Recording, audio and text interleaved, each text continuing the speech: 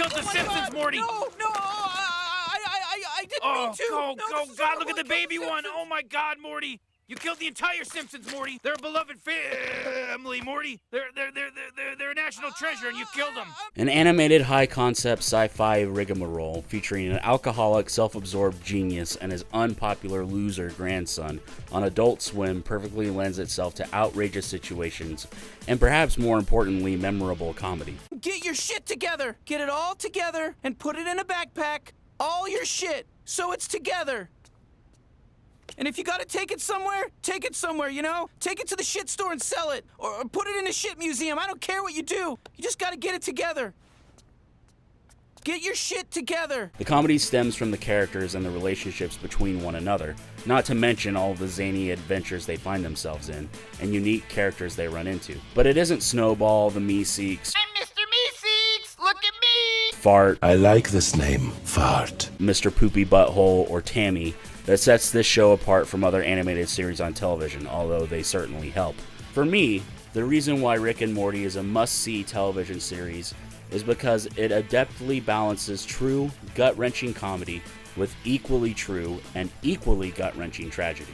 The first exemplary use of this is in the show's second episode, where Rick and Morty's family dog becomes sentient, and thereby makes his fellow dog brethren sentient.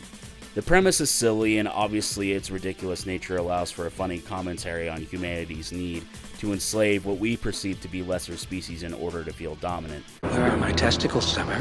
But it ultimately results in Snowball realizing that doing to humanity what humanity has done to them will only lead to further violence, enslavement, and hatred. But this is brought on because of the near death of his friend, Morty. Luckily for everyone, however, Morty's death is just a dream, but still, pretty heavy, right?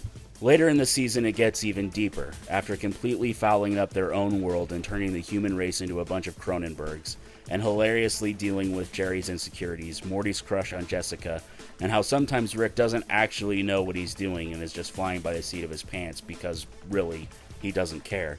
Rick and Morty travel to an alternate reality where their alternate selves die. Not traumatizing enough of an event, Rick and Morty must then bury their alternate selves in the backyard and take their place in this new reality. While this alternate dimension is indistinguishable from their own, Rick and Morty, and us, the viewers, must now continue the remainder of the series with the knowledge that they abandoned their own reality. Whoa, this is heavy. There's that word again, heavy. In the next season, Rick goes on a sex and drug-fueled romp with his ex, Unity, which happens to be a hive mind organism. And all the while, his grandchildren find themselves in the middle of a race war. A few Invasion of the Body Snatchers references and a Community Easter egg later, and Unity leaves Rick after realizing he's much better at assimilating others than she is, and he does it without even trying. Grief-stricken, Rick unfreezes an alien he had enslaved for who knows how long, and mercifully kills it. He then attempts to take his own life, an act that's only prevented due to Rick's drunkenness. At the same time, Jerry is whacking weeds, something he previously joked about in the episode because... This example shows the tragic comedy elements in the same scene, and something even the most masterful of storytellers struggle with. Rick and Morty could easily rest on its laurels of being a parody of Back to the Future, relying on its wacky premise and cast of characters to successfully craft an enjoyable comedic series. But it's the tragedy intermixed with the comedy that makes each episode stay with you long after it's over. The almost death of a lifelong friend due to the possibility that he may not be real. Rick hiding his innermost pain under the guise of a ridiculous catchphrase. Morty coming to the realization that Rick's using him, but helps Rick to understand he needs and even cares about Morty.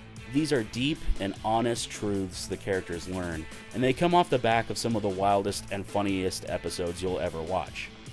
So sit down, relax, and come for the outlandish scenarios and people, but stay for the thought-provoking commentaries presented. And don't forget to always and forever A squanch around here? Squanchy, you can squanch wherever you want, man!